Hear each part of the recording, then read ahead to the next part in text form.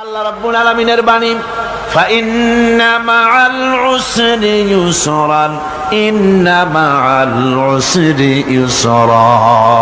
আল্লাহ পাক বলেন, জেনে রাখো, দুঃখ এবং কষ্টের সাথে রয়েছে সুযোগ আর সুবিধা, আর অসচ্ছলতার সাথে রয়েছে উদার সচ্ছলতা। জোরে কোন সুবহানাল্লাহ।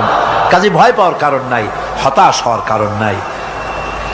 মন আশায় বুক বেঁধে রাখো। গুনাহ করেছো, হতাশ হয়েও না। যুবকদের গুনাহ করা স্বাভাবিক। ইউনিভার্সিটির ছাত্র, কলেজের ছাত্র, প্রফেসর, শিক্ষক, অফিসার ঘুষ খেয়েছেন, জিনা করা হয়েছে, মদ খাওয়া হয়েছে, মিথ্যা কথা বলা হয়েছে, যাই কিছু করেন না কেন ভয় পাওয়ার কারণ নাই, নিরাশ হওয়ার কোনো দরকার নাই। আল্লাহ পাক ডেকে বলেছেন, কুল ইয়া ইবাদিয়াল্লাযীনা আসরাফু আলা আনফুসিহিম লা তাকনাতু মির রাহমাতিল্লাহ। আরে আমার আল্লাহর মতো এত ভালো আর কেউ আছে? এত দরদ আর কারো আছে? আমার আল্লাহ বলেন, ও নবী, আপনি শুনায় দেন, হে আল্লাহর বান্দারা, তোমরা যারা নিজেদের উপরে বাড়াবাড়ি করেছো, নিজেদের উপরে জুলুম করেছো, অত্যাচার করেছো, আমি আল্লাহর রহমত থেকে নিরাশ হয়ে যেও না। মানুষ যদি অপরাধ করে, বাপের সাথে অপরাধ করেছে, মায়ের সাথে অপরাধ করেছে, মা বাবা সন্তানের চাইতে এত বড় কল্যাণকামী তো আর কেউ নাই, কিন্তু মা বাবা কোনোদিন বলে না, আয় আমার ছেলে তোরে মাফ করে দেই, এরকম বলে নাকি? মন চায় ছেলে যদি মাপ চাইতো, খুশি হয়ে মাফ করে দিতাম, কিন্তু কেন যে আসে না, ডাকে না যে আয় মাফ করে দেই। মা বাপ আপনাকে এত ভালোবাসে, সেই মা বাপও আপনাকে বলে না যে আয় মাফ করে দেই। আমার আল্লাহ হচ্ছেন এমন আল্লাহ, আল্লাহ রাব্বুল আলামিন ডাকেন, এ বান্দা, খুন করেছিস ফিরে আয়, জিনা করেছিস ফিরে আয়, হত্যা করেছিস ফিরে আয়, চুরি করেছিস ফিরে আয়, কুফরি করেছিস ফিরে আয়, সুদ খেয়েছিস, ঘুষ খেয়েছিস, মদ খেয়েছিস ফিরে আয়, এসে আমার দরবারে চোখের পানি ফেল, আমার দরবারে কাঁদাকাটি কর। ইন্নাল্লাহা ইয়াগফিরুয যুনুবা জামিআ ইন্নাহু হুয়াল গফুরুর রহিম। আমার দরবারে চোখের পানি ফেলে কান, আমি রব্বুল আলামিন জিন্দেগীর গুনাহ মাফ করে দেব। সুবহানাল্লাহ কোন, সুবহানাল্লাহ কোন। আমার কাছে কান, চোখের পানি ফেল। আল্লাহ রাব্বুল আলামিনের কাছে বান্দার দুইটা ফোঁটা বেশি প্রিয়। একটা হলো জিহাদের ময়দানে যে রক্ত ফোঁটা দেওয়া হয়, এটা আল্লাহর কাছে প্রিয়। আর আল্লাহর ভয়তে গুনার জন্য লজ্জা করে, অনুশোচনা করে বান্দা যখন চোখের পানি ছেড়ে দেয়, আল্লাহর কাছে এটা অত্যন্ত প্রিয়। নবীজি বলেছেন, বান্দা যখন গুনার ভয়তে, আল্লাহর ভয়তে, জাহান্নামের ভয়তে অনুশোচনা করে যখন চোখ দিয়া পানি ছেড়ে দেয়, ওই চোখের পানি নাকের অর্ধেক আসতে না আসতে আল্লাহ রাব্বুল আলামিন বান্দারে মাফ করে দেন। আল্লাহ বরদাস্ত করতে পারেন না যে বান্দা কান্দু। আমার ভাইরা, আল্লাহ রহমত, এই পৃথিবীতে আল্লাহর রহমতকে 100 ভাগ করা হয়েছে। আল্লাহ রহমতের কত ভাগ? এই 100 ভাগের 1 ভাগ সারা পৃথিবীতে ছড়াই দেওয়া হয়েছে। আর 99 ভাগ কার কাছে? আল্লাহর কাছে। একটা ভাগ দুনিয়া ছড়ানো হয়েছে আদম আলাইহিস সালাম থেকে নিয়ে এই পর্যন্ত, এখান থেকে নিয়ে কিয়ামত পর্যন্ত পৃথিবীতে যত মানুষ আসবে, যত প্রাণী আসবে, তাদের মধ্যে প্রাণী জগতেও গাভী তার বাছুরকে ভালোবাসে, ঠিক কিনা? হাতি তার বাচ্চাকে ভালোবাসে, ঠিক কিনা? মুরগি তার বাচ্চাকে ভালোবাসে কিনা? প্রত্যেক মাই তার সন্তানকে ভালোবাসে মানুষের মতো। এই ভালোবাসা, স্নেহ, এই মমতা, এই করুণা, এই মহব্বত একটা ভাগ দুনিয়ায় দেওয়ার পর আপনি আর আমি যতটুকুন ভাগে পেয়েছি সেই মহব্বতে, স্ত্রীর মহব্বতে অস্থির, মায়ের মহব্বতে অস্থির, সন্তানের মহব্বতে অস্থির। এখন চিন্তা করেন, একটা ভাগ সারা পৃথিবীতে বিতরণ করার পর যেটুক পেয়েছি তাতে যদি এত মহব্বত হয়, তাহলে এর 99 ভাগ মহব্বত যে আল্লাহর কাছে জমা আছে, এই বান্দার জন্য তার কত মহব্বত, এই বান্দার জন্য কত করুণা তার, কত মহব্বত তার, কত দয়া তার। এজন্য আল্লাহ রাব্বুল আলামিন বলেছেন, নাব্বি ইবাদি আন্নি আনাল গফুরুর রহিম। ও আমার নবী, সুসংবাদ দিয়ে দাও, বান্দাদেরকে শোনায় দাও যে আমি আল্লাহ তাআলা ক্ষমাশীল আর দয়াবান। হুজুর কাঁদতেছিলেন, হযরত ওমর রাদিয়াল্লাহু তাআলা আনহু এসে দেখেন হুজুর একা কাঁদতেছে। হুজুর জিজ্ঞেস করছেন, হযরত ওমর জিজ্ঞেস করলেন, হুজুর আপনি কাঁদেন কেন একা একা? হযরত ওমর বলেন, আমি যখন প্রশ্ন করলাম নবীজি বললেন, আমার কাছে কিছু আগে জিবরাইল এসেছিলেন, জিবরাইল এসে আমাকে বললেন আল্লাহ পাক বলেছেন, হে আমার নবী, ইসলামের ভিতরে থেকে যে সমস্ত মানুষগুলো ইসলামের ভিতরে থেকে চুল আর দাড়ি পাকায় দিছে, কিয়ামতের দিন এই লোকগুলারে আমি শাস্তি দিতে আমার শরম হবে। হযরত ওমর বলেন, হুজুর উম্মতের জন্য কত বড় খোশ খবর এটা, আর আপনি কাঁদতেছেন। হুজুর বলেন, ওমর তুমি জানো না আমার কান্নার কারণ ভিন্ন। আমার কান্নার কারণ হলো যে আল্লাহ রাব্বুল আলামিন কিয়ামতের দিন দাড়ি চুল পাকা বান্দারে শাস্তি দিতে শরম করবেন, সেই দাড়ি চুল পাকা বান্দাগুলি আল্লাহর সাথে নাফরমানি করতে শরম করে না। আমি এই লজ্জায় কাঁদতেছি। ভাইরা, হুজুর আল্লাহ পাক বলেন, ও আমার নবী, রাতের আধারে যখন একটা বুড়া আমার দরবারে হাত উঁচু করে, একটা বুড়া মানুষ রাতের আধারে যখন আমার দরবারে হাত উঁচু করে আর যখন বলতে থাকে, রব্বুল আলামিন আমার পেছনের জীবনটা বড় খারাপ করেছি, এমন কোন কাজ জীবনে করি নাই যা তোমার কাছে কিছু দাবি করতে পারি, সব রকমের নাফরমানি করেছি, আজ আমি বুড়া হয়ে গেছি, কামাই করতে পারি না, ছেলে আমাকে চোখে দেখতে পারে না, পুত্রবধূ আমাকে ঘরে জায়গা দেয় না, আমার স্ত্রী আমাকে দেখতে পারে না, রোজগার করতে পারি না, হাঁটতে পারি না, চলতে পারি না, সবার কাছে আমি তিতা হয়ে গেছি, আমি দাঁড়াতে পারি না, কোমরে ব্যথা পাই, হাঁটুতে ব্যথা পাই, চলতে পারি না, কানে শুনতে পাই না, চোখে দেখতে পারি না, আর তোমার কাছে কিছু চাইয়া নেব এমন ভালো কাজও করি নাই। এইভাবে যখন বান্দা কাঁদতে থাকে আমার দরবারে, ও আমার হাবিব আমার রহমতের দরিয়ায় জোশ মেরে যায়, আমার শরম হয় এই বুড়াটারে কেমনে খালি হাতে ফিরাইয়া দেই। সুবহানাল্লাহ, সুবহানাল্লাহ। আমার আল্লাহর এত দয়া, আমার আল্লাহর এত মায়া, এত মহব্বত। আমার আল্লাহ রাব্বুল আলামিন বলেন, وَإِذَا سَأَلَكَ عِبَادِي عَنِّي فَإِنِّي قَرِيبٌ। ও আমার হাবিব, আমার বান্দা আমার ব্যাপারে প্রশ্ন করে, আমি বান্দার একদম নিকটে। কোরআন শরীফের ভিতরে যত জায়গায় রাসূলকে বলা হয়েছে সুয়ালের কথা, আপনাকে প্রশ্ন করা হয়, আল্লাহ তার জবাব কুল এই কথা বলে জবাব দিয়েছেন। যত জায়গায় সুয়াল এসেছে, যেমন কোরআনে কারীমের মধ্যে আল্লাহ পাক বলেন, ওয়ায়াসআলুনাকা আনিল মাহিদ, মেয়েদের হায়েজ সম্পর্কে জিজ্ঞাসা করা হয়, কুল হিয়া আযা, হে নবী আপনি বলুন। এভাবে করে কুল দিয়ে জবাব দেওয়া হচ্ছে। আবার প্রশ্ন করা হচ্ছে, ওয়ায়াসআলুনাকা আনিল আনফাল, এই গনিমতের মাল সম্পর্কে হুজুর আপনাকে, হে নবী আপনাকে প্রশ্ন করা হয়। আল্লাহ কুল দিয়া জবাব দিলেন, আল্লাহ বলেন আপনি বলেন। ওয়ায়াসআলুনাকা আনিল খামরি ওয়াল মাইসির, আল্লাহ পাক বলেন নবী আপনারে প্রশ্ন করা হয়, কুল ফীহিমা ইসমুন কাবীর, আল্লাহ কুল দিয়া বললেন তুমি বলো। আবার বলা হলো ওয়ায়াসআলুনাকা আনিল আহিল্লা, কুল হিয়া মাওয়াকিতু লিন্নাস। ও নবী, আপনাকে প্রশ্ন করা হয় চাঁদের ক্রমবর্ধমান এবং ক্রমহ্রাস, এই যে বাড়ে আর কমে, পূর্ণিমা হয় অমাবস্যা হয়, কেন হয়? আপনি বলুন। কুল, আপনি বলেন, এটা আমি অক্ত এবং সময়, বছর আর দিন গণনা করার জন্য পৃথিবীবাসীদের জন্য বিনা পয়সায় একটা ক্যালেন্ডার বানাইয়া আকাশে ঝুলাই রেখেছি।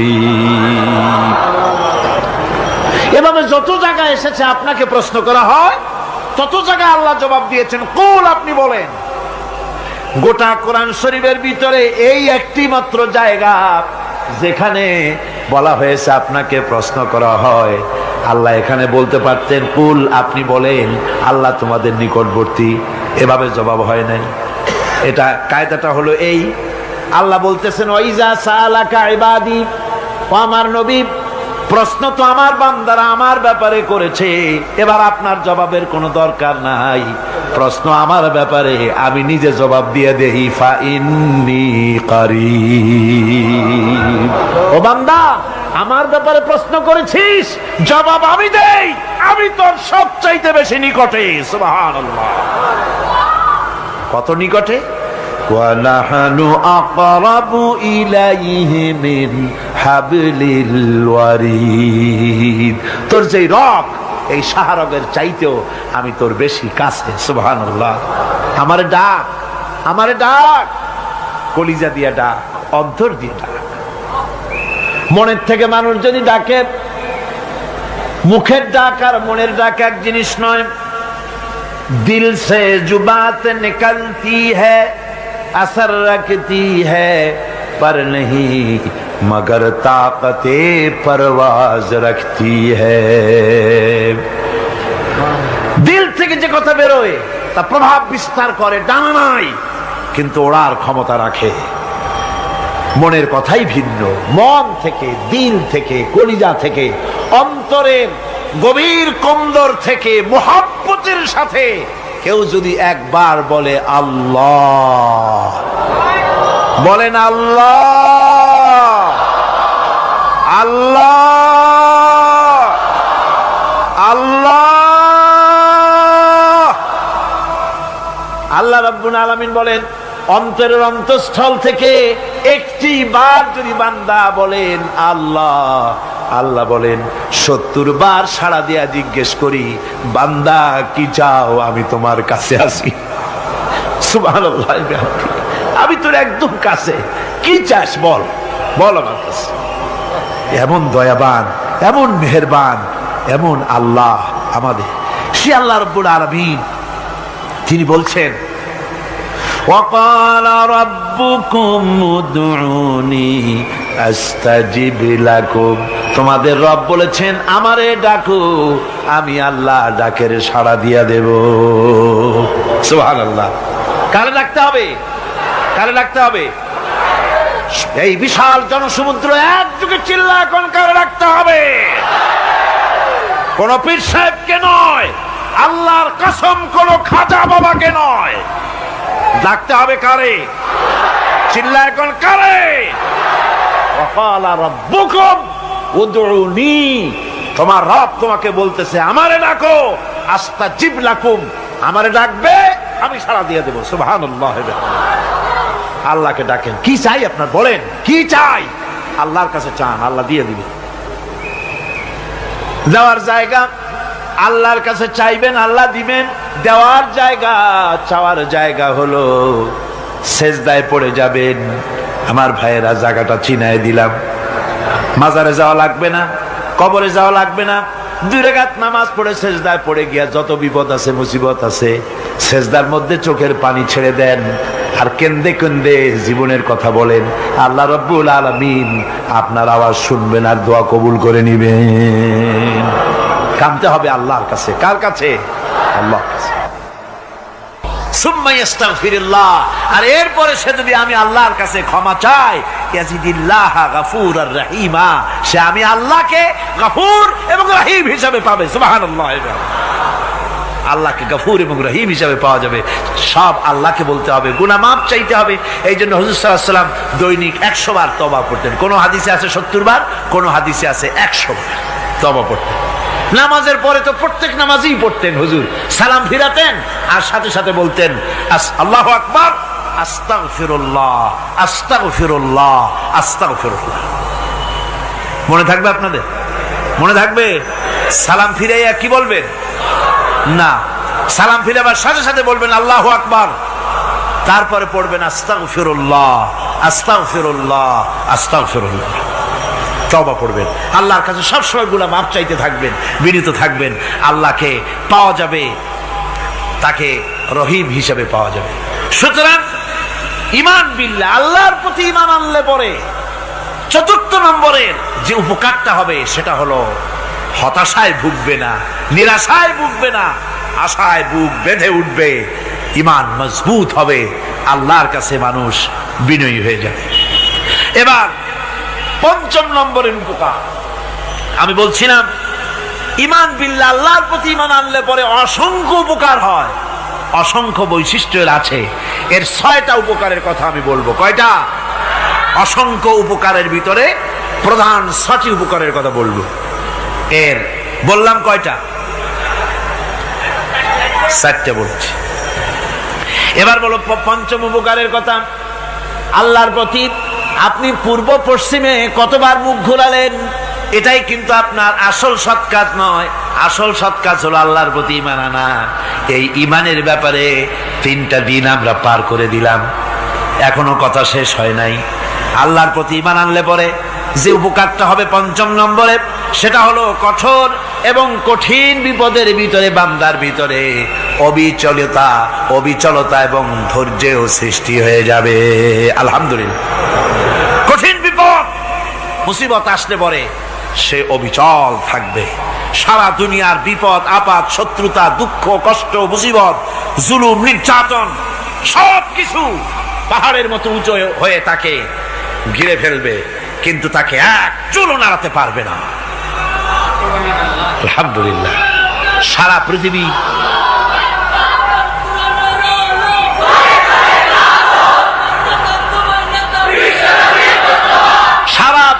একদিকে আর সে একা একদিকে থাকবে। বিরোধিতা তো হবেই, বিপদ তো আসবেই। কবি বলতেছেন, সাথে যা কার রহা হ্যায় अज़ल से ता इमरोज, सतेजा का रहा है अज़ल से ता इमरोज, चरागे मुस्तफावी से शरारे बुलहबीस। সে আবহমান কাল থেকে শুরু করে মুস্তাফা সাল্লাল্লাহু আলাইহি ওয়াসাল্লামের দীপ শিখার সাথে আবু জাহেল, আবু লাহাবের অগ্নিস্ফুলিঙ্গের টক্কর লেগেই আছে। রাসূলুল্লাহ আল্লাহর দেওয়া এই বিধান, এই দ্বীনের বাতিটা টিম টিম করে জ্বলেছে। আর গোরকি, টর্নেডো, হাজার হাজার মাইল বেগে হেরিকেন এসেছে, গোরকি এসেছে, টর্নেডো এসেছে, টাইফুন এসেছে, কিন্তু এই আলো নিবাইতে পারে নাই। সুবহানাল্লাহ। এই আলো নিবাতে পারে নাই। এই শত্রুতা চিরকালের, নিবাতে পারবে না। কারণ হচ্ছে আল্লাহ রাব্বুল আলামিন বলেছেন, ইউরিদুনা লিইউতফিউ নূরাল্লাহি বিআফওয়াহিহিম ওয়াল্লাহু মুতিম্মু নূরিহি ওয়ালাউ কারিহাল কাফিরুন। ওরা চায় মুখের ফু দিয়ে আমার আলোকে নিভিয়ে দেবে, কিন্তু আমি আমার আলোকে পূর্ণতা দান করব। তাতে কাফের বেঈমানদের কলজায় যত জ্বালা যন্ত্রণা হোক, আমার দ্বীন কেউ মিটাই দিতে পারবে না। সুবহানাল্লাহ। সুতরাং বিপদে অবিচলতা আসবে, সে অটল হবে, মজবুত হবে। কোরআনে কারীম বলতেছে, ওয়া কাযালিকা জাআলনা লিকুল্লি নাবিয়্যিন আদুওয়াম মিনাল মুজরিমিন। এই পৃথিবীতে এমনি করে আমি সকল নবীদের শত্রু বানিয়েছি, সব পাপিষ্ঠ অপরাধীদেরকে। নবীদের সাথে বিরোধিতা করেছে কারা? পাপিষ্ঠরা, অপরাধীরা। আজও খুঁজে দেখেন আজও ইসলামী আন্দোলনের বিরোধিতা যারা করে সবগুলি কি পাপিষ্ঠ। সত্য কিনা কর? ইসলামী আন্দোলনের বিরোধিতা যারা করে হিসাব করে, চোখ দিয়ে তাকায় দেখেন, খুঁজে দেখেন তাদের নামগুলি। মদখোর, জেনাকার, বদমাশ, চোর, হাইজাকার, বেনামাজি, লুটেরা, মিথ্যাবাদী, সবচাইতে সমাজের নিকৃষ্ট লোকগুলি ইসলামের বিরুদ্ধে করে।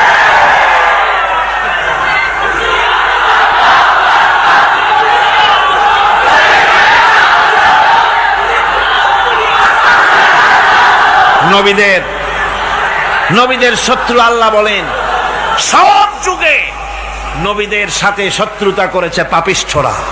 আল্লাহর কথা, কার কথা? সকল যুগে নবীদের সাথে শত্রুতা করেছে পাপিষ্ঠরা, নিকৃষ্ট ধরনের অপরাধীরা। সুতরাং নবী রাসূলদের অবস্থা যখন এই, তখন দ্বীনের দাওয়াত যারাই দেবে তাদের কিসমত এরকম হবেই।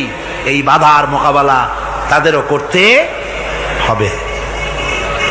এই যে বাধাটা আসে, এই যে মারে, অপরাধ কি? এই যে তারা চোর বা ডাকাত যাদের মারা হয়।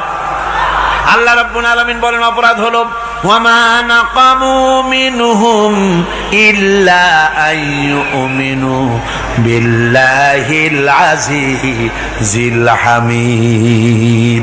অপরাধ হচ্ছে ইমানদার লোকদের উপরে নির্যাতন চালিয়েছে, অন্য কোনো কারণে নয়। কারণ একটাই, তারা আল্লাহর জমিনে আল্লাহর দ্বীন প্রতিষ্ঠা করতে চেয়েছে, আর কোনো অপরাধ না। জমিন আল্লাহর, জমিন কার? এই বিশাল জনসমুদ্র গর্জে উঠুন একযোগে, বলুন জমিন কার? আইন চলবে কার? এখানেই সংঘর্ষ বেঁধেছে আবহমান কাল ধরে। মানুষ অত্যাচারিত হয়েছে, সাহাবায়ে কেরাম অত্যাচারিত হয়েছেন। বুখারী শরীফের হাদিসে এসেছে রাসূল করিম সাল্লাল্লাহু আলাইহি ওয়াসাল্লামের কাছে হযরতে খাব্বাব গিয়ে উপস্থিত হয়েছিলেন।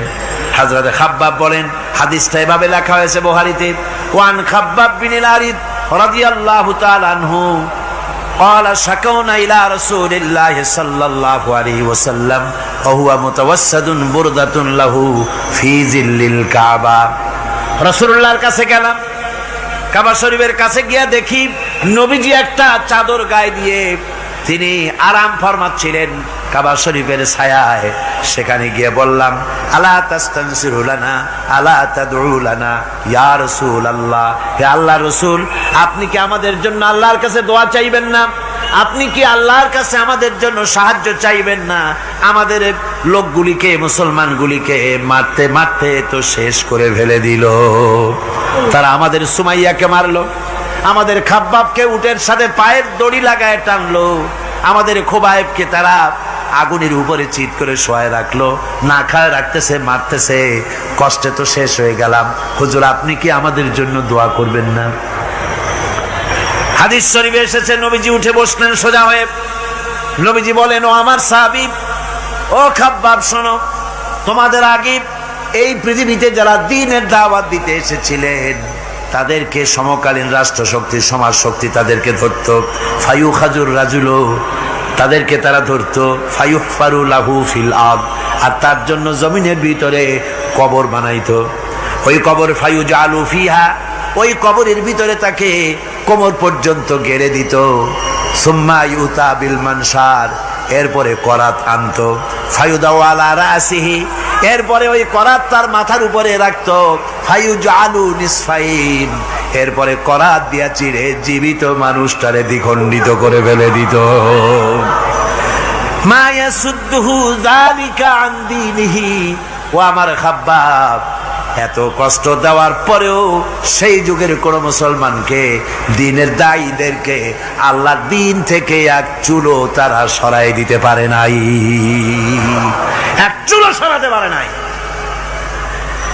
ওয়াল্লাহি, ও খাব্বাব, আমি আমার আল্লাহর নামে কসম করে বলছি, লা ইউতাম্মান্নাল্লাহু হাযাল আমরা হাত্তা ইয়াসিরা আর-রাকিবু মিন সানা ইলা হাযরামাউত।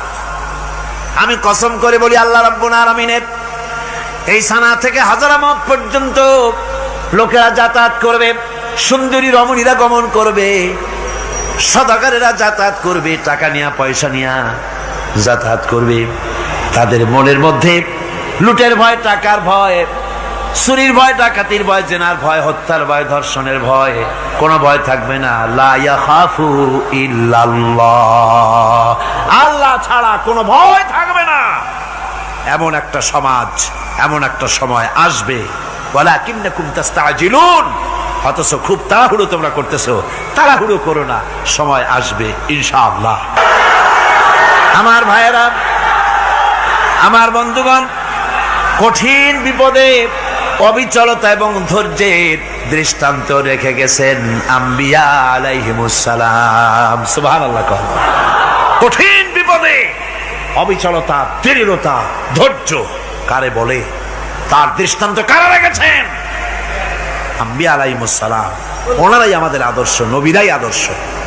সাহাবায়ে কেরাম রিদওয়ানুল্লাহ তাআলা আলাইহিম আজমাইন আমাদের আদর্শ। ভাইরা আমার, মুসা আলাইহিস সালামকে ফেরাউন যখন ঘিরে ফেলে দিল, কোরআনের সব কথা গল্প গুজবার ইতিহাসের জন্য লেখা হয় নাই। কোরআনের মধ্যে যা লেখা হয়েছে সব বান্দাদের উপদেশের জন্য, যাতে করে লোকেরা চিরটা কাল এর থেকে উপদেশ নিয়ে নিজেদের তৈরি করতে পারে। জোরে বলেন সুবহানাল্লাহ।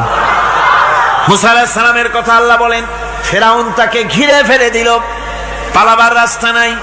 ফালাম্মা تراءى الجمعان قال أصحاب موسى إنا لمدركون। মুসা আলাইহিস সালামের উম্মতেরা বললেন, হে মুসা, পাকড়াও হয়ে গেছি, পালাবার রাস্তা নাই। তিন দিক থেকে আমাদেরকে ঘেরাও করেছে ফেরাউনের শক্তি। সামনে কি? দরিয়া, আর তিন দিকে কি? ঘেরাও আন্দোলন। পালাবার পথ নেই, পালাবার পথ নাই। সারাশি আক্রমণ, ঘেরাও আন্দোলন। এই যে ঘেরাও টেরাও তো আজকে নতুন নাই, ঘেরাও আসছে অনেক আগের থেকে। আসলে কথা বুঝতে পেরেছে? মাইক না থাকলে আমি কি করবো কোন? আজকে এরকম হচ্ছে কেন? আগামীকাল ঠিক হবে ইনশাআল্লাহ, রাগ করেন না। গান হচ্ছে, বসেন বসেন। শয়তান ঢুকছে মাইকের মধ্যে। অনেক সময় হয় কি, মাইকের হাই পাওয়ারের যে মেশিন আছে, এর ভিতরে ইথার থেকে রেডিওর ওই গানগুলি ওর মধ্যে ঢুকে পড়ে। কথা বুঝতে পেরেছে? এই জন্য শয়তান তো আর বসে থাকে না, ওরও তো কিছু করার আছে। ধৈর্য ধরেন, ধৈর্য ধরেন। কালকে অপারেটরদেরকে মাওলানা শামসুদ্দিন সাহেবের কাছে অনুরোধ করব, অপারেটর একটু ভালো করে হেদায়েত করে দেবেন মাইকে। আজকে আমার নিজেরও কষ্ট হচ্ছে, আমিও বুঝতে পারছি না যে আমার কথাগুলি কি আওয়াজে বেরোচ্ছে, যার জন্য আমাকে বেশি চিল্লাইতে হচ্ছে। বক্তাকে কি লাউডে তার কথা বেরোচ্ছে তা তার কানে আসতে হয়, তাহলে বোঝা যায় যে আমার কথাগুলি কিভাবে বেরোচ্ছে। এটা এই অবস্থায় সিচুয়েশন আজকে নাই, এবং লোকেরাও মাইকের ব্যাপারে আজকে অভিযোগ করেছে, যা বিগত 16 বছরে করে নাই। সেটের ব্যাপারে কোথাও কোনো অসুবিধা হয়েছে? মাইকটা ভালো, এবং মাইক যারা দেন প্রতি বছর খেদমত করে, আল্লাহ তাদের প্রতি রহম করুন। সবাই বলেন আমিন। এদেরকে রাগ করে পথে পাই আবার মারধর করেন না। সিলেটের যে তাফসির মাহফিল হয়, বিগত 19 বছর তাফসির করেছি একটানা, এবার 20 বছর পুরো হবে ইনশাআল্লাহ। সিলেটে একটানা 20 বছর তাফসির করতেছি সেখানে। তো মাইক, একটা লোক বিনা পয়সায় মাইক দেয়, মাইকের ভাড়া সে নেয় না। তাফসিরের মাহফিলের মাইকের ভাড়া নেয় না। যে বছর এরশাদ সরকার আমাকে প্লেন থেকে নামতে দিল না, আপনাদের মনে আছে? সিলেট থেকে ফিরাই দিল। এই খবরটা মাইকম্যান যখন শুনেছে যে আমাকে নামতে দেয় নাই, ফিরাই দেওয়া হয়েছে, সাথে সাথে স্ট্রোক করেছে, হার্ট ফেল করে দুনিয়া থেকে বিদায় হয়ে গিয়েছে। সিলেটে তাফসির হতে পারবে না, এই কথা সে বরদাস্ত করতে পারে না। আমি কেঁদেছি আর দোয়া করেছি, আল্লাহ, কোরআনের মহব্বতে লোকটার এই অবস্থা হলো, তোমার জান্নাত তুমি দয়া করে তাকে দান করে দিও। কাজে কোনো ব্যবসায়ী চায় না যে তার ব্যবসাটা খারাপ হোক, লোকেরা মন্দ বলুক। এ মাইকের ব্যাপারে আপনারা আজকে রাগারাগ করেন না, যা হয়েছে কালকে ভালো হবে ইনশাআল্লাহ। সবাই বলেন ইনশাআল্লাহ। এখন চলেন আমরা ফেরাউনের অবস্থা দেখি গিয়া কি করতেছে ফেরাউন। মুসা আলাইহিস সালামকে ঘেরাও করে ফেলেছে, পালাবার উপায় নাই। একদিকে দরিয়া, তিন দিকে ফেরাউনের শক্তি। এই যে ঘেরাও টেরাও, মানে নতুন তো না, ধর্মঘট নতুন না, পুরানা জিনিস। এই পৃথিবীতে সর্বপ্রথম ধর্মঘট কিসের উপরে হয়েছে জানেন? এই পৃথিবীর প্রথম ধর্মঘট হয়েছে পেঁয়াজ রসুন আর ডাইলের উপরে, মুসা আলাইহিস সালামের জামানায়। লান নাসবিরা আলা তাআমিন ওয়াহিদ, আমরা এক রকমের খাদ্য আর খাবো না, আমাদের পেঁয়াজ দেওয়া লাগবে, ডাল দেওয়া লাগবে, রসুন দেওয়া লাগবে। সর্বপ্রথম ধর্মঘট হয় মুসা আলাইহিস সালামের জামানায়, সেখান থেকে শুরু হয়েছে। কিন্তু মশাল মিছিল যে আসলো কই থেকে, এইটা আমি খুঁজে পাইনি। পরে প্রত্যেকটা জিনিসের তো ইতিহাস আছে, আমি খুঁজতে খুঁজতে পেলাম। আমি জানি না এর ইতিহাস মূলে কোথায়, কিন্তু আমি যদ্দূর খুঁজে পাইছি সেটা হলো মশাল মিছিলের আবিষ্কার হয়েছে লঙ্কায় রাবণের সময়। হনুমানের লেজে আগুন দিয়া তারপরে লঙ্কা কাণ্ড ঘষালো, নামই আছে লঙ্কা কাণ্ড। হনুমানেরা লেজে আগুন দিয়ে রাবণ যে লঙ্কায় মশাল মিছিল করেছিল হনুমানদের দিয়া, ওই হনুমানের ওই সিস্টেমটা এখনো আমাদের দেশে চালু আছে। এইটা আসলে কোন ভদ্র লোকের এই মিছিল হওয়া উচিত না। আগুন নিয়ে কিসের মিছিল? আগুন হলো জাহান্নামের প্রতীক। আগুন কিসের প্রতীক? জাহান্নামের প্রতীক। যদিও আমাদের উপকারে লাগে, কাজে লাগে। সুতরাং আমরা যা করব প্রত্যেকটা জিনিসের পেছনে সুন্নতে নববীর কোনো না কিছু থাকতে হবে। কথা বুঝতে পেরেছেন? তিন দিক থেকে ঘেরাও হয়ে গেছে, পালাবার কোনো রাস্তা। হযরতে মুসা আলাইহিস সালামের কাছে উম্মতেরা বললেন, পালাবার তো কোনো পথ নাই, এখন উপায়টা কি? আমাদের তো আর উপায় নাই। মুসা আলাইহিস সালাম দেখেন বিপদে পড়ে গেছেন, কিন্তু ধৈর্য হারান নাই, ভয় পান নাই। ভয় পাইছিলেন? ভয় পেয়েছেন?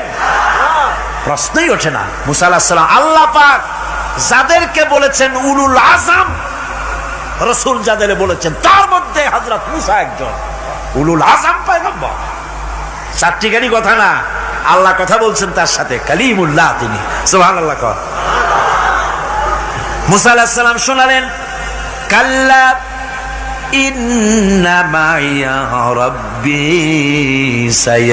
সায়াহদিন। কখনো নয়, আমার উম্মতেরা ভয় পেও না, আমার রব অবশ্যই আমাকে পথ দেখাবে। সুবহানাল্লাহ। তিন দিক থেকে শত্রু, একদিকে দরিয়া, পালাবার কোন রাস্তা নাই। সেখানে দৃঢ়তার সাথে তিনি বলছেন, অবশ্যই আমার আল্লাহ আমারে পথ দেখাবে। সুবহানাল্লাহ। নবীরা এই দৃঢ়তা দেখিয়েছেন, অবিচলতা দেখাইছেন। আল্লাহ পাক মুসা আলাইহিস সালাম যখন এই দৃঢ়তা দেখালেন, এই অবিচলতা দেখালেন, সঙ্গে সঙ্গে জিবরাইল এসে হাজির হয়ে গেলেন। আল্লাহ পাক বলেন, ফাআওহাইনা ইলা মূসা আন আদরিব বিআসাকাল বাহরা ফানফালাকা ফাকানা কুল্লু ফিরকিন কাত্তাউদিল আযীম।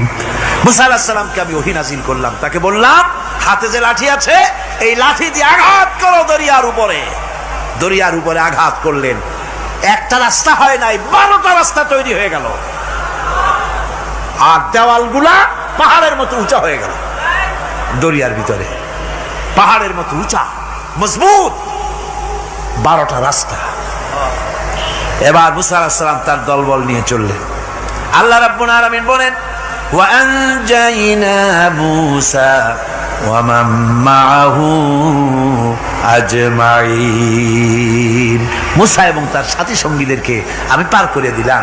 মুসা আলাইহিস সালাম এবং তার সাথী সঙ্গী নিয়ে যখন দরিয়ার মাঝখানে আসছে, ফেরাউন তার দলবল নিয়ে এসে গেছে। আসে দেখে নদীর মধ্যে রাস্তা। বাবা, খুব তো কায়দা। ও মনে করছে ওর বাজানের তৈরি করা ডিস্ট্রিক্ট বোর্ডের রাস্তা। ওর লোকজন নিয়ে নেমে গেছে দরিয়ার ভিতরে, ও আসছে মাঝখানে, মুসা আলাইহিস সালাম চলে গেছেন ওপার, দরিয়া পার। মাঝখানে যখন এসে গেল, আল্লাহ রাব্বুল আলামিন পানিকে অর্ডার করলেন কুন। আল্লাহর তো বটন টেপা লাগে না, মুখ দিয়া কোনো হুকুম করা লাগে না, শুধু বলেন কুন। যে ব্যাপারে কুন বলেন ফায়াকুন, সাথে সাথে হয়ে যায়। আল্লাহ বললেন কুন, আর অমনি রাস্তা বন্ধ হয়ে গেল। এবার তুফান শুরু হয়েছে নদীতে, ঢেউয়ের উপরে ঢেউ, মৌজুন কাল জিবাল, পাহাড়ের মতো উঁচু হয়ে হয়ে ঢেউ আসতেছে। দলবল ঘোড়া আর অস্ত্রপাতি যা ছিল সব মরিয়া শেষ। এবার ফেরাউন একা উপরে ওঠে আর নিচে নামে, পানি খেতে খেতে পেটের কাম সারা, জনমের খাওয়া খাইছে পানি। এখন জান যায়, বাঁচবার আর উপায় না, বাঁচবার আর উপায় নাই। ফেরাউন তার নিজের জীবন সম্পর্কে হতাশ হয়ে গেল। এবার ফেরাউন বলতেছে, আমানতু আন্নাহু লা ইলাহা ইল্লাল্লাযী আমানাত বিহি বানু ইসরাঈল।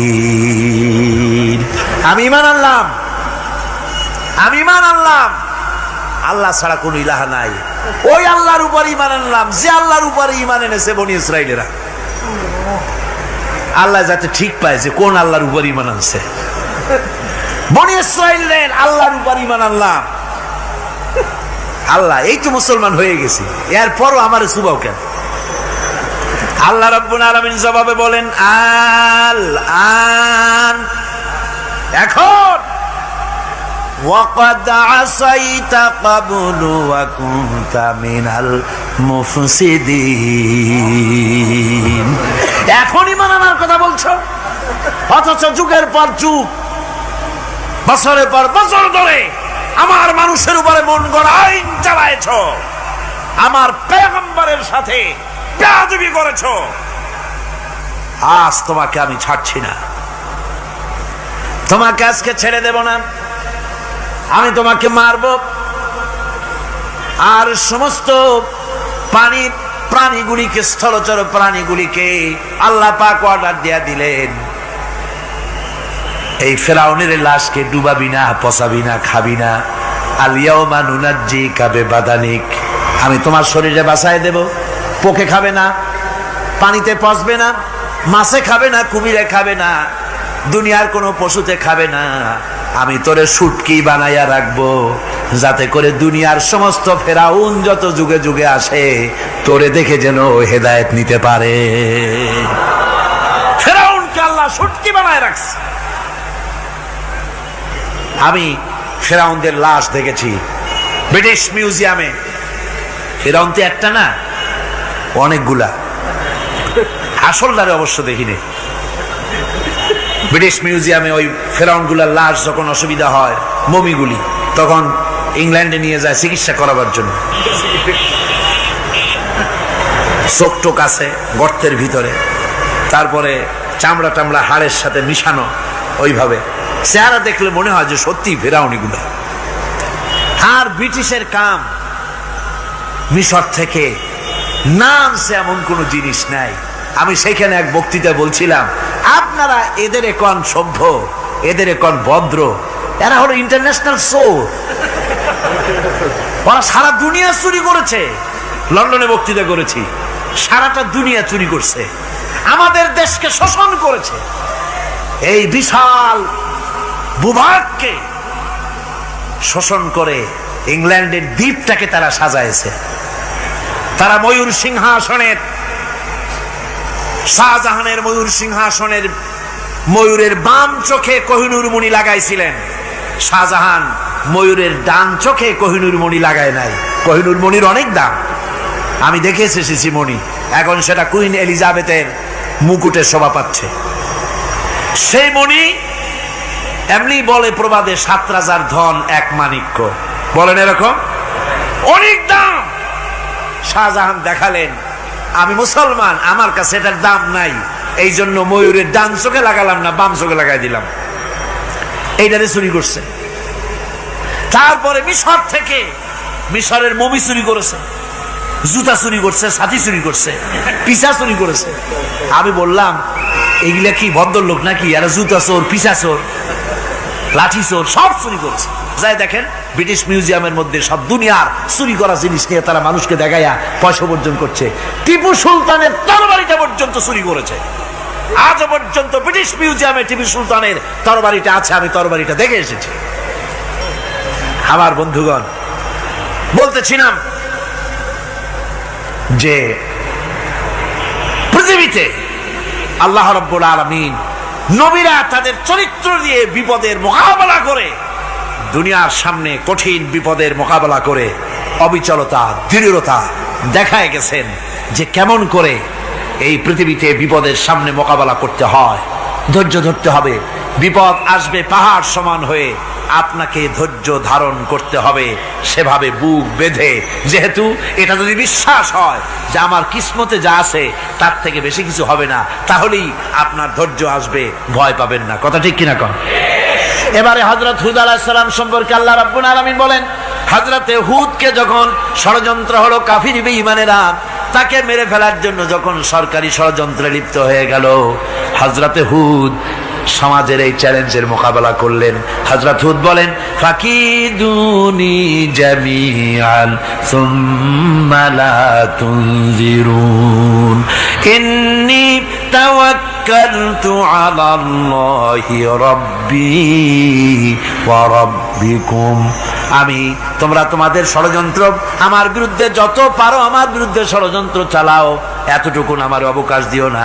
আমি এমন আল্লাহর উপরে ভরসা করেছি যার হাতের ভিতরে তোমাদেরও জান আর আমারও জান। যা পারো তাই করো। সরকার সমস্ত শক্তি একত্রিত হয়ে আমার মোকাবেলা করো। একদিকে হুদ আলাইহিস সালাম, আর একদিকে গোটা জাতি। হযরত হুদ ভয় পায় নাই। সুবহানাল্লাহ কোন? ঈমান বিল্লাহ মানুষের কলিজাকে এভাবে শক্ত করে দেয়। কোন আলহামদুলিল্লাহ। এবারে এই বিপদের, কঠিন বিপদের মোকাবেলা করে আমার রাসূল যে প্রমাণ দিয়া গেলেন, আমার রাসূল যে কঠিন বিপদের মোকাবেলা করলেন, ভাইয়ের আমার, হিজরতের রাতে সওর পাহাড়ের ভিতরে যখন তিনি আশ্রয় নিলেন, হযরতে আবু বকর সাথে ছিলেন।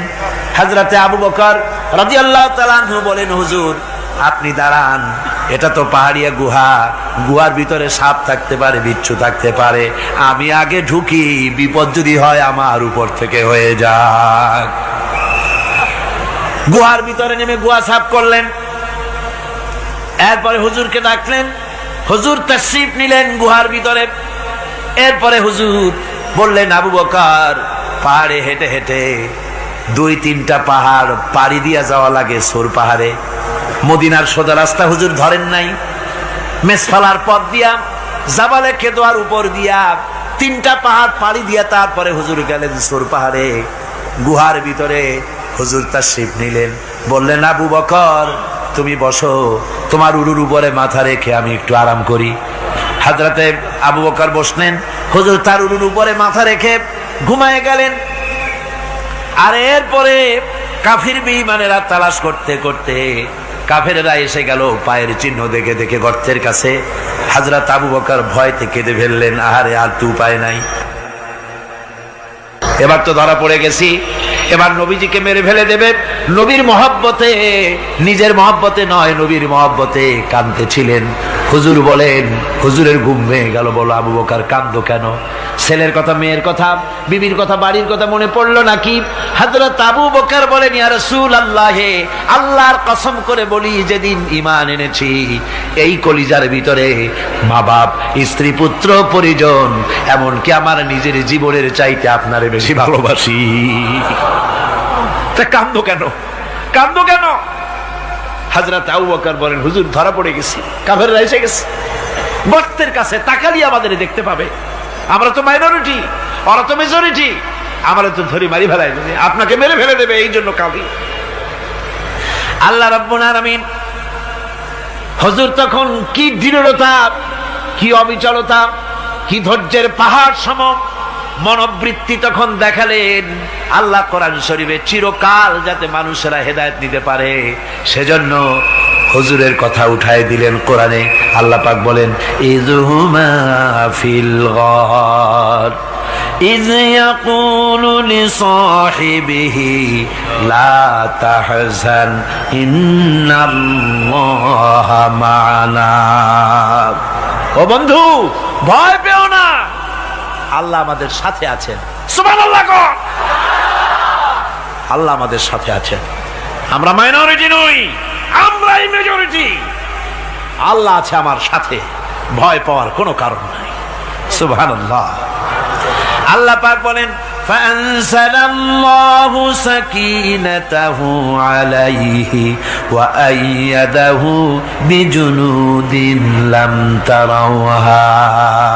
আমি এদের অন্তরের ভিতরে আমি শান্তি নাজিল করে দিলাম, প্রশান্তি দিয়া দিলাম, আর আমি সাহায্য করলাম, আর এমন সব সৈন্য পাঠায় দিলাম যে সৈন্যগুলি তোমরা দেখতে পাও নাই। সুবহানাল্লাহ ওয়া বিহামদিহি। ভাইরা আমার, রাসূল করিম সাল্লাল্লাহু আলাইহি সাল্লাম এই বিপদের মাঝে, চরম বিপদের মাঝে অবিচলতা, দৃঢ়তা, কঠিন আত্মনির্ভরতা দেখিয়েছেন। এগুলি হলো ঈমানের পঞ্চম নম্বরের উপকারিতা। আল্লাহর প্রতি ঈমান আনলে এভাবে পাহাড় সম ঈমান মজবুত হয়ে যায়।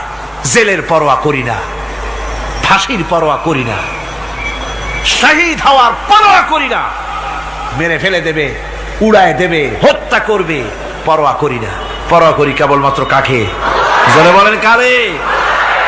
এইরকম মুসলমান হাজার হাজার লাখ লাখ দরকার নাই, 313 জন যথেষ্ট। কয়জন যথেষ্ট? 313 জন যথেষ্ট।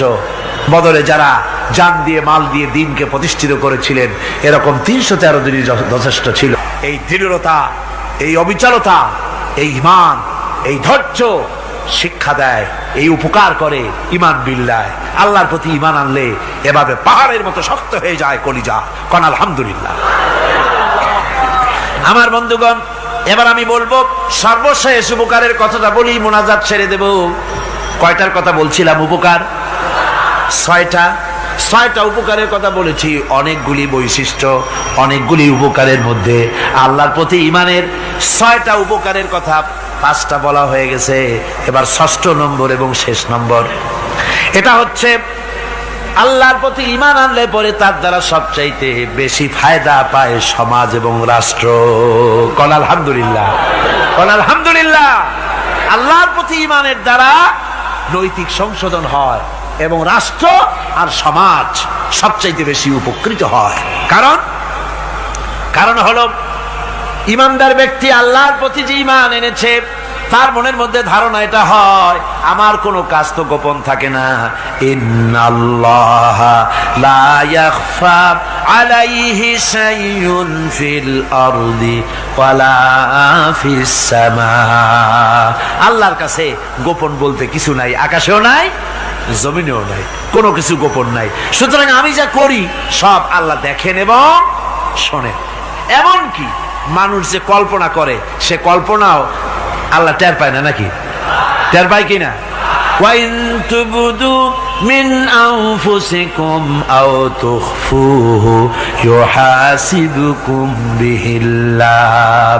মনের ভিতরে যে কল্পনা করো, আল্লাহ পাক বলেন এই কল্পনারও হিসাব আমি রব্বুল আলামিন তোমার কাছ থেকে নেব। ফায়ুআযযিবু মান ইয়াশাউ, যারে খুশি শাস্তি দেব, আর যারে খুশি আমি মাফ করে দেব। জোরে বলেন সুবহানাল্লাহ। ফায়াগফিরু লিমান ইয়াশা ওয়া ইউআযযিবু মান ইয়াশা, যারে খুশি মাফ করব, যারে খুশি শাস্তি দেব, কল্পনারও হিসাব নেব। এই কথা মুমিনের যদি জানা থাকে, তাহলে আর তার কোনো চিন্তা থাকে না, তার নৈতিক চরিত্র ভালো হয়ে যায়। কোন সুবহানাল্লাহ। আমার বন্ধুগণ, ঈমানদার লোক, আল্লাহর প্রতি ঈমান আসলে পরে সমাজ উপকৃত হয়, রাষ্ট্র উপকৃত হয়ে যায়। যেহেতু বান্দা জানে আমি দায়িত্বহীন কোনো কথা বলতে পারবো না, দায়িত্বহীন কোনো কাজ করতে পারবো না। আল্লাহ পাক বলেছেন, মা ইয়ালফিযু মিন কাউলিন ইল্লা লাদাইহি রাকীবুন আতীদ। বান্দা এমন কোনো কথা বলে না যে কথা আমার ফেরেশতারা রেকর্ড করে না রাখে। কাজী মুমিন ব্যক্তি আল্লাহর ভয়তে দায়িত্বহীন কথা বলবে না। নির্বাচন আসতে পরে রাস্তা সোনা দিয়ে বান্ধায় দেব, এই করব সেই করব, না খাইয়া কেউ মরবেন না। আসে না নির্বাচনের সময় সারাগালি বদনারা মঞ্চে দাঁড়িয়ে কত বড় বক্তৃতা করে, ভাইয়ের আমার, বোনের আমার, এবার আমার বোতল মার্কা বাক্স, আপনারা আমাকে ভোট দিয়ে দেশ এবং জাতির আরেকবার 12:30 বাজাইবার সুযোগ দিন। এবার ক্ষমতায় গেলে কেউ না খাইয়া মরবেন না, কিন্তু কি খাইয়া মরবে তাও বলেন। এর মারফতি অর্থ হচ্ছে এই, ওরা যদি ক্ষমতায় যেতে পারে তাহলে বিষ খাইয়া হোক, গুলি খাইয়া হোক, কিছু না কিছু খেয়ে মরতে হবে। একেবারে খালি পেটে মরলে গ্যাস্ট্রিক হওয়ার সম্ভাবনা আছে। ঈমান বিল্লাহ যদি না থাকে, আল্লাহর ভয় যদি না থাকে, তাহলে দায়িত্বহীন কথা বলে। আর আল্লাহর ভয় যদি থাকে তাহলে নৈতিকতার সংশোধন হয়ে যায়, দায়িত্বপূর্ণ কথা বলে, মানুষকে ফাঁকি দেয় না। আমার বন্ধুগণ, আল্লাহ রাব্বুল আলামিন তার বান্দা যারা আল্লাহকে ভয় করে, সে ভয় করা বান্দাগুলির মনের মধ্যে এই চিন্তা এসে যায়, আমি যেখানে থাকি না কেন আল্লাহ আমাকে দেখতেছেন, শুনতেছেন। রাতে হোক দিনে হোক, যেখানে আছি আল্লাহ আমারে দেখতেছেন। আল্লাহ পাক বলতেছেন, ওয়া হুয়া মাআহুম ইজ ইউবাইতুনা মা লা ইয়ারদা মিনাল কওলি ওয়া কানা আল্লাহু বিমা ইয়ামালুনা মুহীতা। আল্লাহ পাক বলেন, আমি তো আমার বান্দার নিকটে তখনও থাকি যখন সে গোপনে গোপনে রাতের বেলায় আমার মর্জির খেলাফ পরামর্শ করে। আমার মর্জির খেলাফ পরামর্শ করতেছে রাত্রে, আমি তো তখনও কাছে থাকি, ওটা আমি শুনি। ঈমান যদি আসে তাহলে এই সব কাজ থেকে সে বিরত থাকে। সে যদি কম হয় সেখানেও আল্লাহ, বেশিও যদি হয় সেখানেও আল্লাহ। এমন কোন জায়গা আছে নাকি চিটাগংয়ে যেখানে আপনি একটা আকাম করবেন আর আল্লাহ টের পাবে না? কোন আছে নাকি? আচ্ছা, চট্টগ্রামে না থাকুক, বাংলাদেশের কোন জায়গা আছে নাকি? পার্বত্য চট্টগ্রামে যত পাহাড় আছে, উঁচু নিচে জায়গা আছে, ওই জায়গায় বোধহয় আছে নাকি? সারা পৃথিবীতে আছে কোথাও? আল্লাহকে ফাঁকি দেওয়ার জায়গা কোথাও? সব স্পষ্ট। আল্লাহ কি ঘুমায় নাকি? ঘুমায়? তার কাছে দিনও যায়, রাতও তাই। সমানে তিনি দেখতে পান, শুনতে পান, সবকিছু দেখতে পান, সবকিছু শুনতে পান। তাকে ফাঁকি দেওয়ার কোনো উপায় নেই। এই জন্য ৬ষ্ঠ নম্বরের উপকার যেটা হয় সেটা হলো সমাজ উপকৃত হয় ওই মানুষ দিয়ে যার মধ্যে ঈমান আছে। হযরত ওমর রাদিয়াল্লাহু তাআলা আনহু রাতের আধারে শেষ রাত্রে ঘুরতেছিলেন, দেখেন এক বাড়িতে কথা হচ্ছে, কথাবার্তার আওয়াজ পাওয়া যায়। মনে করলেন কোন অসুখ বিসুখ নাকি। ঘরে গিয়ে কান পাচ্ছেন দেওয়ালের সাথে, শুনতে পাচ্ছেন ভিতরে বুড়ি মা তার মেয়েকে বলছে, এই মেয়ে ওঠ, উটের দুধ দোয়াই নিয়ে আসছি, এর মধ্যে পানি মিশা, তারপর সকালে বাজারে নিয়ে যা। মেয়ে বলছে, মা এই কামটা আমি পারবো না। কেন পারবি না? হযরত ওমর ফরমান জারি করেছেন, দুধে পানি মিশাতে নিষেধ করেছে, কাজে এই কাজটা আমি পারবো না। আরে বেটি, আমিরুল মুমিনিন দেখ এখন কোথায় যাই, ঘুমায় আছে, সে কি দেখতেছে নাকি যে পানি মিশাই না কি মিশাই? মেয়ে বলতেছে, মা আমিরুল মুমিনিনকে ফাঁকি দেওয়া যেতে পারে, তার পুলিশ বাহিনীকে ফাঁকি দেওয়া যেতে পারে, কিন্তু আল্লাহ রাব্বুল আলামিনের চোখকে ফাঁকি দেওয়া যাবে না। হযরত ওমর এই কথা শুনে বাড়ি চলে গেলেন আর নিজের ছেলেকে ডেকে বললেন, ছেলে আমার, অমুক জায়গায় একটা বাড়ি আছে, আর সেখানে একটা যুবতী মেয়ে আছে, ওই মেয়েটার বিয়ে হয়েছে কিনা শোনো, যদি বিবাহ না হয়ে থাকে তুমি তোমার নিজের বিয়ের প্রস্তাব দাও। আমিরুল মুমিনিন এই মেয়েটা সুন্দরী কেমন, স্বাস্থ্য কেমন কিছুই দেখলেন না, দেখলেন তাকওয়া। কি দেখলেন? আল্লাহর ভয়। আল্লাহর ভয় যখন একটা জাতির মধ্যে আসে, পুলিশ লাগে না, পুলিশের কাজ কমে যায়।